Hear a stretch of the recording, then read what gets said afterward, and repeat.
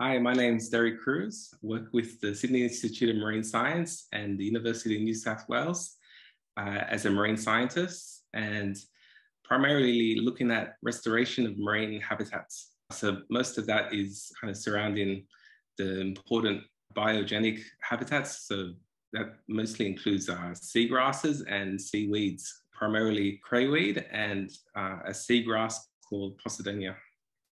All this time, Cuddle Pie had been living happily with the fish folk, enjoying the wonderful sights and almost wishing he were a fish folk himself.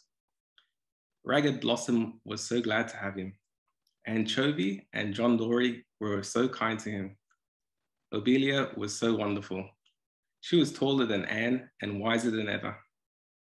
One day when she was holding the council, for she was queen of the fish folk now, there was a great commotion in the palace, and a prisoner was brought before her.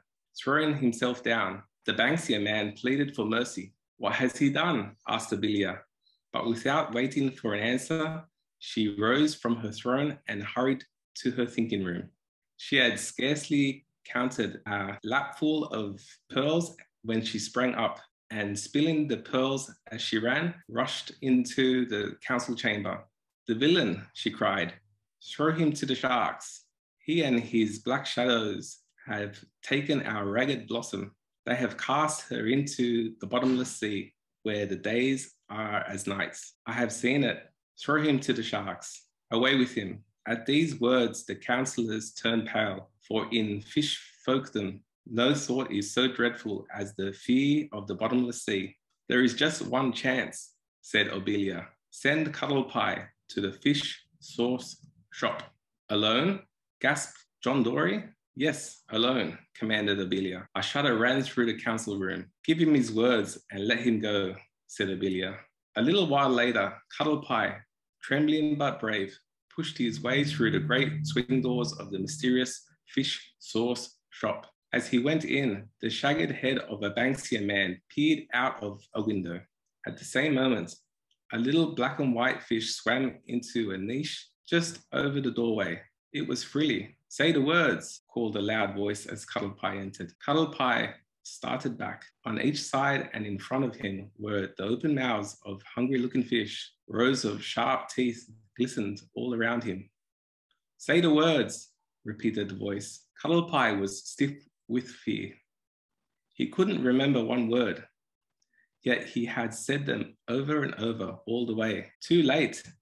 Eat him, shouted the voice fiercely. But just as the open mouths came at him, Cuddle Pie made a great effort and began. She stood at the door of the fish sauce shop, welcoming him in. At the first word, the hungry fish turned. At the last word, they vanished. Pass on, called the voice. Cuddle Pie, still trembling, but still brave, went through a huge archway of shark's teeth and found himself in a beautiful white hall made of coral. All around the sides ran a little balcony, and in the middle of the floor was a deep black hole. As Cuddle Pie stood there, wondering what the voice would say next, a strange and wonderful fish swam round the hall and stopped before him. On his head, brilliant flashing lights of phosphorus, and harnessed with a bright red saddle from which hung a little sharp spear. Mount the messenger, take the spear, and be prepared to descend, called a mysterious voice. Cuddle Pie climbed into the saddle. Hold tightly to the messenger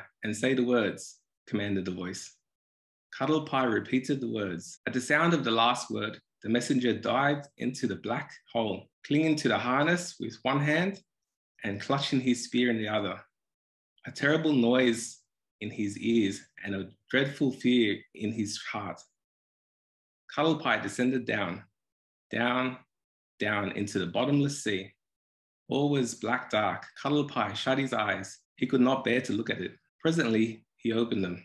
All around him were flashing lights, and coming straight at him was a huge sea monster with fiery lights along his body and round his head, and the most terrible eyes and longest teeth Cuddle Pie had ever seen. Just as the great thing came rushing upon him, Cuddle Pie lifted his spear and drove it right into the monster's throat. With a terrible gurgle, it sunk away into the dark.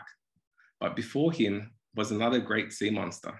Cuddle Pie uttered a cry, for there, standing in its open mouth, all lit by phosphorescence, stood little ragged Blossom, holding out her arms to him. In a flash, Cuddle Pie had snatched her out, and the messenger turned his flashing headlights upwards. They rose and rose, till suddenly they came right into the wonderful hall again.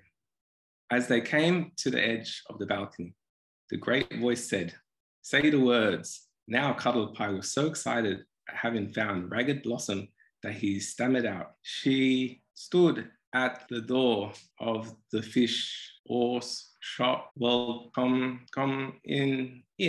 Immediately, there was a terrific explosion, then a black darkness. The sea was calm, and only a few rippling wavelets licked the small brown rock on which Ragged Blossom lay, drying in the sun. Inquisitive seabirds circled about her, while under the water, Frilly swam round and round the rock in an agony of mind. He had patiently waited outside the fish sauce shop for Cuddle Pie. Then came the terrible noise, and Frilly found himself thrown up to the surface of the sea. When he recovered from his fright, he swam about looking for Cuddle Pie, and spying along the top, he saw the seabirds clustering about the rock. It must be Cuddle Pie, he thought. When he found little Ragged Blossom lying there so still, he tried to leap onto the rock, calling, "Will she dry? Will she dry?" A little storm petrel hovering above him heard and understood. With a wail of sympathy, he fluttered to her, caught her dress in his bill, and pulled her into the sea. With a shout of joy, Frilly caught her, and calling to his little friend Steady, who was just swimming past, together they carried her home. Great was the rejoicing when they arrived with their burden. Ragged Blossom threw himself into Anne's arms, crying, "Where is Cuddle Pie?" "Here I am," said Cuddle Pie, kissing her. "What was the terrible noise?" she asked.